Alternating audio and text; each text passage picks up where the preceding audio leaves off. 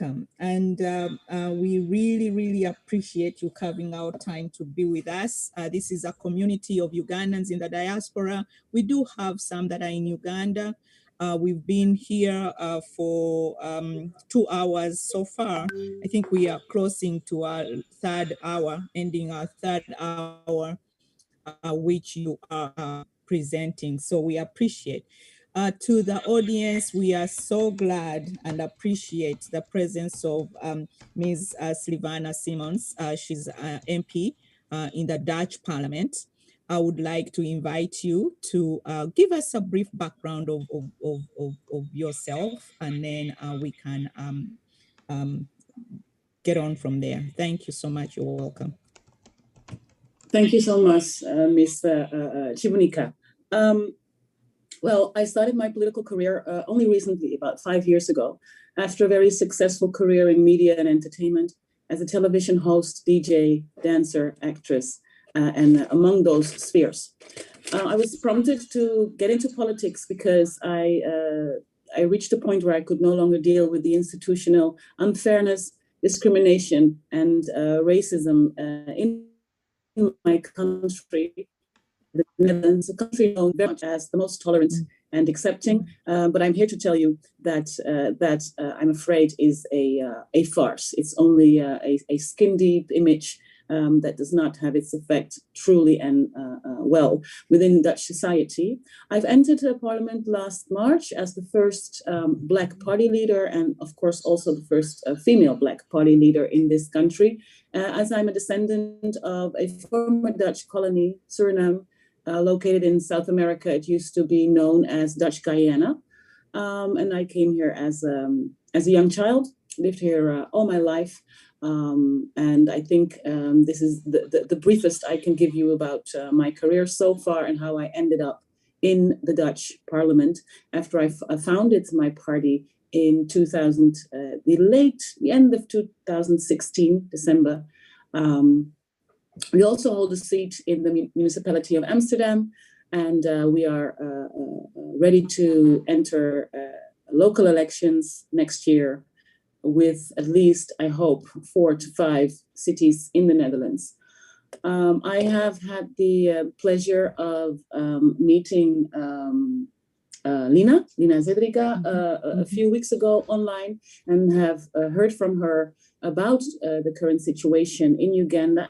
As I have to tell you that we do not get a lot of news about the Ugandan situation here in the Netherlands. If I hadn't followed Mr. Bobby Wine on Twitter, I would not have known anything. This is just to give you an idea. And also in regards to the previous speaker, Mr. Amsterdam, who I would like to thank so much for his contribution, I think that one of the other important things is to get this in the media across Europe. So it will make at least my work as an MP a little bit clearer to get the attention for everything that's going on in Uganda, and also question the authorities right now in the part that they are playing as Dutch government. Thank you so much. Thank you so much for that brief and informative background. I did not quite get the name of your party, the one you founded. It's the Black Dutch Party? It's called Bijeen, which means together. As you can see, I have one of our election posters in the back. This is the Dutch way of writing it, Bijeen, and it translates easier to come together. I started my party under a different name. It used to be Article 1. After the first article of our constitution, I was legally forced to change the name. But I think that Bijeen, coming together, really represents our ideals very well, because it is our aim to get rid, obviously, of any type of discrimination. We are a party of emancipators. So our aim is to bring everybody together. Thank you. Thank you. Thank you for that additional information and insight in your political background. And I wanted to find out, we are here to really express the injustices and the oppression, repressive 35-year regime that actually goes back. The individual Museveni has participated in governments prior to him securing the presidency for more than 40 years. And we are at a crossroad where we've had some gains as a young party. And like Robert mentioned, our party represents the majority of Ugandans who are youth, as well as a reflection of the population in Africa, which is a young continent, really. So how would you guide us in addressing our issues to the G7, which is why we are demonstrating today, to Yes. put more attention on the plight and the issues that pertain to Uganda at the forefront of these so-called democracies? Well, I can only start by saying that I support every word spoken by Mr. Robert Amsterdam, because I think that one of the more important messages that he's trying to give us is to unite. I think this is something that we should not underestimate, and also, as he said, uniting not only within Uganda with different groups of activists, but also outside of the country, in the neighboring countries, and gets the story across to global media, global networks. What I found very powerful for Bain is we are also, just like an UP, a young party struggling for the right type of attention, because attention is never far, but it's about getting the right type of attention, is uniting with different groups. We also always invite and explain to people that the struggle for climate is the same struggle. It's a struggle for justice. When it comes to feminist rights, it's the same struggle. It's the struggle for justice. So uniting different groups is very, very important, we have found, in getting the masses, which will eventually hopefully lead to getting that attention of the issues at hand. Now, I think that you are already making such big steps in not only getting the story heard, but uniting. I can see there's a lot of people present here today. You have already found your way to addressing the G7, for instance. So I think that one of the most important things is to keep going. And like you said, there's a window now, and it's very important to make sure it's open and it stays open. Great.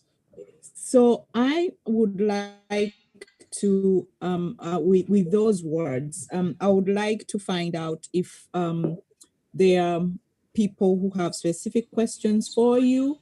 We do have our demonstration also relies on people bringing in thoughts and having a space where they can express.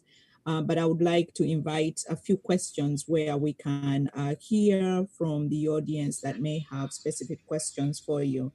Comrade Nico, Yes. are you able to take on this question period with MP Sylvana? Yes, sure, Madam Grace. Thank you very much for doing this interview. Now, there are many hands up, and I'm not even sure if probably those hands are not all for Sylvana Simmons. So I would like anyone that has a question for Sylvana Simmons and to put it in the chat. And as I speak, Michael Kirkpatrick has the first question. So other people also add your question to the chat, and I'm going to ask to unmute Michael Kirkpatrick. Michael, please ask Sylvana your question. Thank you very much, Nico. Sylvana, thank you. It's always a pleasure to meet somebody new who is aware of all these issues and who has a professional role in a government that's listening to Ugandans.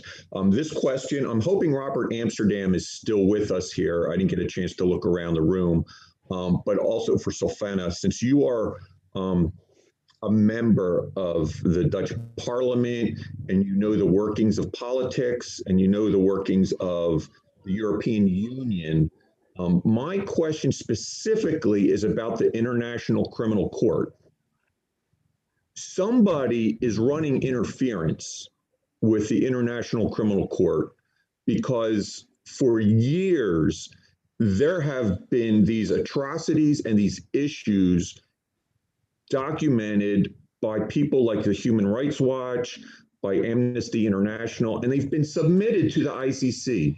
We know about atrocities that have been prosecuted by the ICC regarding the Lord's Resistance Army and Joseph Kony. They have been told that Museveni is also responsible for atrocities and also for passing off atrocities that his army, the UDPF, has committed, and passing them off as LRA atrocities. So the ICC is aware of these, of Museveni and what he's doing. Somebody's running interference. Who do you think is running interference? And question two is, what can we do to put pressure on the ICC? Wow, thank you so much for these questions. Let me start by saying that I have a very depressing answer for you, because your guess is as good as mine. I really could not tell you. It's obvious that what you're stating is true, but as to the reasons why, I could not tell you. I am actually appalled and surprised by answers given to our Dutch Minister of Foreign Affairs when asked about Dutch financial support and also material support to Uganda government being used for all the wrong reasons, being used by the government to suppress opposition. And the answers puzzle me, just the way they would puzzle you. So I don't know. The pressure that we can keep putting is, I have to tell you, my instruments as an MP are limited, because I can ask questions and then I can ask questions again. And if need be, I will ask questions every single day. But I also need the same force that you are looking for in uniting different activist groups and different, is the same force I need to be able to get them to really answer those questions. Now, even though I do not know the answer, I'm prejudiced enough to say that the answer is always money. So we need to find out what money, who's it from, where's it coming from, and what is it being spent on, and how is it being allocated. So I'm sorry to say that I do not have a specific answer, but I think that this is the question we need to keep asking, and until we find out. About ICC, by the way, it's located in the Netherlands. It's located in The Hague, the same city as our parliament, and it's the same city I work in every day. But for obvious reasons, Dutch parliament, Dutch government is not connected to the ICC. This is healthy, in a healthy democracy, but at the same time, it's also the perfect excuse for the answer being, this is not our business. We don't know. We have nothing to do with that. They are an independent institution. So I'm very much willing to look into that further and keep asking those questions. But something that's very important for me as an MP to be able to do my work is I need to be informed. So I'm always asking everybody, inform me, send me anything you know. I might not always be able to respond or engage in conversation or meetings, but I will use this information to keep the pressure going. Okay, thank you. And my question was more of a rhetorical question for the benefit of everybody in this room and watching on Facebook, so that they know that there is a global official institution that can address these things and is aware of them. And we've already proven that online pressure through Twitter or whatever means is effective, but also we've seen demonstrations in Washington, D.C. interrupt some of the public relations firms that have backed off representing the Ugandan regime. We've seen demonstrations in London. We've seen demonstrations in the Netherlands on the ground. And of course, today we see a demonstration in Cornwall with the G7. So I put the proposal out there for our folks in the Netherlands. you know where the building is, you know where the ICC is. That may be one of our next, strong demonstrations. The group that went to Rotterdam for the music competition, maybe that same group just pops up in front of the ICC on a busy day when maybe we know there's Well, I mean, coming to The Hague and protesting in front of the Tweede Kamer, which is our parliament building, is really always a good idea, especially, and this might be just very simple, especially if you make sure that you write every single MP, email them on the daily, and make sure they come out and accept your petition. By then, they usually feel obligated to investigate, because I'm pretty sure that a lot of my colleagues in chamber do not know. They simply do not know.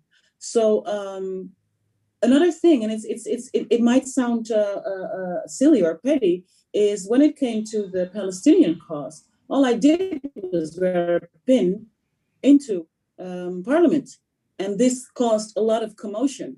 So these are simple ways in which we can get the attention, but we need to get media. This is the only way it works. Thank you. Yes, thank you so much, Sylvana. So I have a final question. It connects a little bit to this subject because obviously because I'm Dutch myself, I know that you're quite experienced with activism as well. So the National Unity Platform is also going into an activist phase after the dictator stole the elections. So, from your experience with activism, what recommendations do you have for us? Well, one of the things we found very powerful in the Netherlands, but also internationally, is simultaneous action.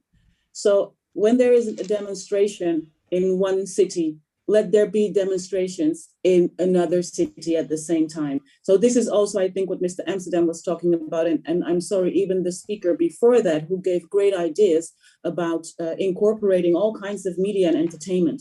Radio, I know, on the African continent is very important and very powerful. So any given instrument, any given tool should be used, but we need to organize. So for instance, from my point of view as a Dutch MP, I would like to hear from Ugandans in the diaspora here in the Netherlands and see how we can combine forces, because we are also, I dare say, affiliated with Black Lives Matter. With we have the Black Archives and the NUC here in the Netherlands. So it really comes down to combining the forces and make sure that whatever action is being taken in location A is also happening in location B. And we live in a world right now where it's relatively easy to be connected, stay connected, and make sure that when there's a demonstration in France, let there also be one in the Netherlands, let there also be one in the UK and every other country where the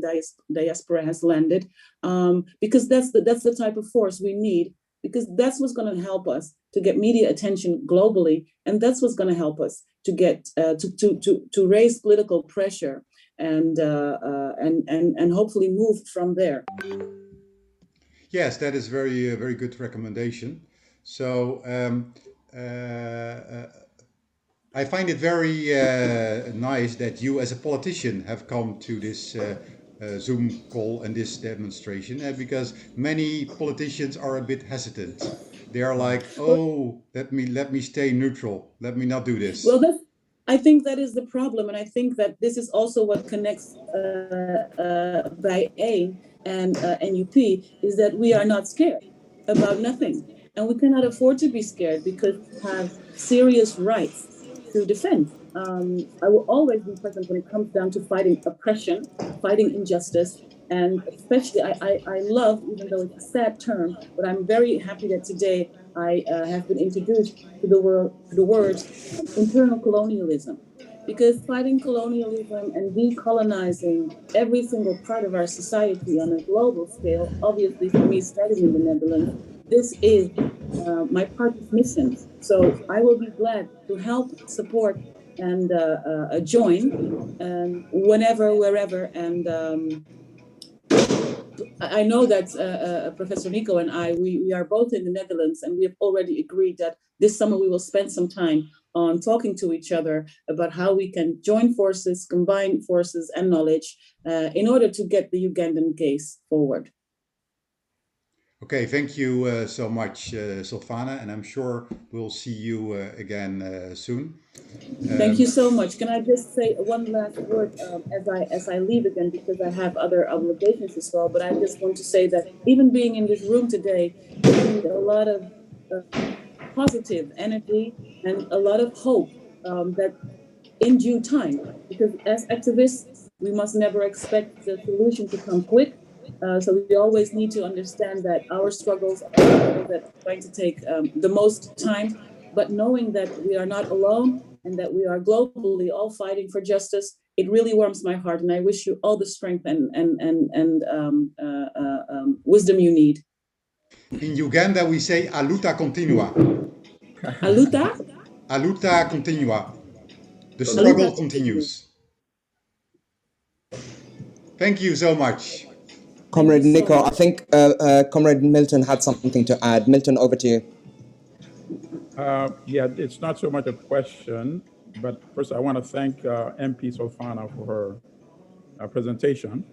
I wanted to follow up on the question that Michael asked, and it's an important question that I think we need to resuscitate, and here's why it's important. He asked about somebody blocking from Museveni at the ICC. It is completely true. There's a very interesting article in the Wall Street Journal. I'm trying to look it up. If I find it while I'm still on, I will share it. It was from June the 8th, 2006. And that article was very interesting. It was an interview with some of the prosecutors at the ICC. And those prosecutors said they were stunned when the chief prosecutor, Luis Moreno Ocampo, posed together for a photograph with General Museveni. Museveni had just convinced the ICC to pursue the Joseph Kony matter, and the ICC agreed. And then Museveni posed with Ocampo, the prosecutor, for a PR photograph. And the other prosecutors said they were stunned and they were aghast. They didn't want that to happen. And why was that? They said because the ICJ, International Court of Justice, had already awarded Congo damages and reparations for the war crimes committed by Uganda's army in the Congo. And the ICC was about to launch its own investigation of those same crimes, meaning Museveni could possibly be indicted. So why was Ocampo posing together with him for a photograph? And then the article had one other very interesting item. The article said Museveni himself called Kofi Annan, who at the time was the Secretary General of the UN, and asked him to block the criminal investigation. And Kofi Annan told him, I do not have the powers to block the investigation. But it seems that since Museveni was never indicted, somebody who had the powers blocked those investigations. And I think the usual suspects, of course, would be the United States or Great Britain. They're the only ones that have the veto power in the UN to block that investigation. So Michael, your question was really on point, and there are actually concrete facts that indeed the investigation was blocked. So I just wanted to add that to Michael's question. And I'm showing the picture right here, Milton. Yes, there you go, Ocampo with Museveni. And if I find the Wall Street Journal article about what I just described, I will share it also. Thank you so much for that observation. David, is there anything else, or otherwise I will try to find our next moderator. That is Patricia Namyalo. Don't know if she's already on. Yes, Nico, we have a few tweets that we'd like to share with comrades before we move on to Patricia. And first of all, I'd like to say again, as everyone has expressed, thank you to Honourable Sylvana for taking the time to grace us with her presence and giving us really good tips about engaging more and engaging in depth with some of these political leaders. Thank you so much to her, and obviously to you, Nico, for managing to arrange for her to address us here on Zoom and on Facebook. Ladies and gentlemen, this wouldn't be an online protest without us sending out tweets. We always meet here every Saturday from 2 to 4 p.m. And today, because it's a G7 special session, we are doing an extended session. And what we would like you to do is join us and get involved in Twitter bombing. If you haven't signed up to Twitter, please can you take the next few minutes to get yourself signed up? Those of you who are on Twitter, can I ask you to follow our handle, just so that we can take this process very nicely and swiftly. Please head over to twitter.com or your Twitter app and follow @StandUpUganda. That is the official handle of the team that organizes these protests. And we have a number of preset tweets that we would like you guys to get involved in. Thank you so much for all those of you who are following us on Facebook. For those of you who are following us on the chat, we will be sharing the screen so that you can see the tweets we would like you to send out today. So it would be good to see the numbers of people following @StandUpUganda increasing, because we've got that live here. So please head over to @StandUpUganda. So that is @StandUpUganda on Twitter, and you will see a red cover page with Ditch the Dictator and a fist on the profile page. Okay, I'm just about to head over to the first tweet that we would like you to tweet. And those of you who may have heard, there's been a lot of activity, and there's always very, very big activity around specific topics of interest. Of course, we're talking about G7, we're talking about the IMF funding, we're talking about the billions of dollars that governments are looking to lend Uganda or organizations. We need to put a stop to this. So please, I'm going to share my screen so that we can get you engaged and involved in this Twitter bombing session, and so that we can get the tweets sent over to the people involved and concerned. So the first tweet I'd like us to share. Sorry, let me just get this shared. Right, so if you're following Stand Up Uganda, you should see a tweet that we have sent to the G7 countries about funding. This is a call, and it's got very key hashtags. We've got SOS, like Comrade Andrew talked about earlier. We're using that as a hashtag. We're using Uganda is bleeding, and we've got this held off to key handles, European Parliament, to Canada, UK in Uganda, and we've got all those tagged in for you. So please, if you're on our handle, we would like to see that number. We have got 14 retweets. Please, can we see that number increase? We would like you to head over to that page and go on and copy that link, retweet it, quote it, love that, give us a share, give us a heart. We want to see that tweet being amplified by the number of people who are on the Zoom, and those of you who are following us on Facebook. This is how we have been able to engage directly with Mercury, with the people who are organizing the Mama Africa Awards. This is exactly how we are engaging them. So do not think that what you're doing is insignificant. Please, every retweet, every share, every quote, every comment amplifies the message to the G7. So I'd love to see all of you heading over and getting this tweet. So I've got the link now, and we will share it. Normally, my comrade Michael Kirkpatrick is a lot quicker than me, so I'm not sure if he's already shared it on the Zoom stream. But please, we should have the link available very soon, and we will be able to send it to the Zoom chat, if someone can post it on the Zoom chat, so that we can share that message. So that's the first message that's the first tweet we would like to see. So good to see the numbers. That's 23. There's 128 people on this Zoom chat. I would love to see at least that number moving up to 100. Otherwise, we are not doing ourselves justice. When you hear about action, when you hear about people standing together, we're talking about these small steps. So let's see those hearts and those retweets go up. If you haven't followed Stand Up Uganda, now is the time to follow Stand Up Uganda, because this is where all the messaging is going to go. Okay, I'm reliably informed that we have had a new tweet come up that has been set up that we would like to get sent through, and that's directly to the IMF about the nearly $1 billion that they're looking to lend Uganda. Okay, here we go. So this is a very new tweet that we have for you with an appropriate video that has been uploaded by our Twitter colleagues.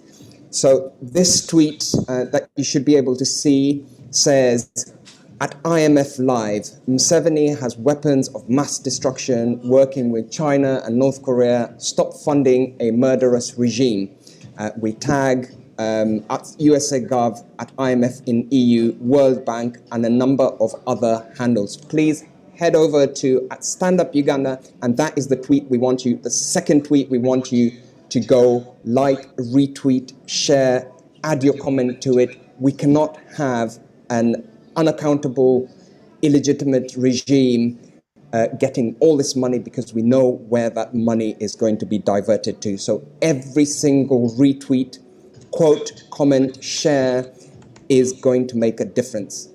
Okay, so it's good to see the numbers going up. Let's get that message. Those of you who are on Facebook, head over to our Twitter and follow at Stand Up Uganda. We need to see those retweets getting close to the number of people. There are hundreds of you watching us on Facebook. Please, please, please head over to at Stand Up Uganda on Twitter, and let's get those tweets amplified. Let's get that message sent out to the world that we are not going to keep quiet. I'm getting a lot of information sent into me so that we can ensure that we've got the latest information out for you. Okay, one more tweet that we have. We've got 3 for you today, but if you would like to retweet and send any additional tweets, do not hesitate to follow us on at Stand Up Uganda, and you will find our tweets there that you can share. Right, this is the next one we want you to focus on. This is all about the torture, abduction, rape, and murder. Our comrades are languishing in jails and prisons right across the country.